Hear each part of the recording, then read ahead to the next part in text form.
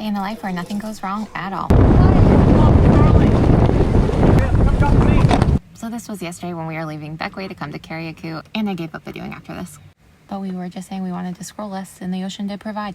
So here goes attempt number 2 at a day in the life video. We're sailing from Carriacou to Grenada today, which is just a quick 35-mile sail.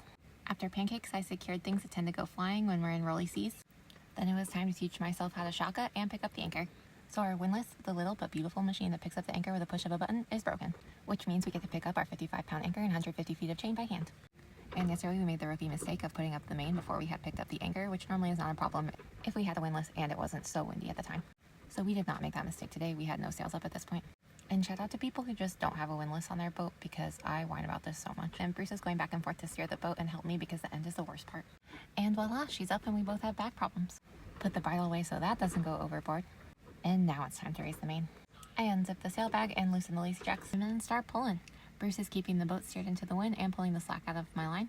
And I'm just making sure the sail isn't getting caught on the lacy jacks as I raise it. To be honest, our sail is small and I'm making it look way harder than it actually is. Then Bruce adjusts the main and tells me why does he look like this when he's winching and I look like I'm churning butter. Then we get the jib out.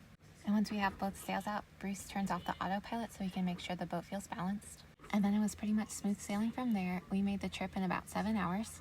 We pulled into Grenada and gave our lower backs a break and attached to a ball instead of using our anchor, and we were right next to our friend. Then we had to dive on the ball to make sure it looks okay. And honestly, I still have no idea if it does, because at the bottom I couldn't see more than 2 inches in front of my face. Then we went to Hog Island with friends. Please help us grow by following.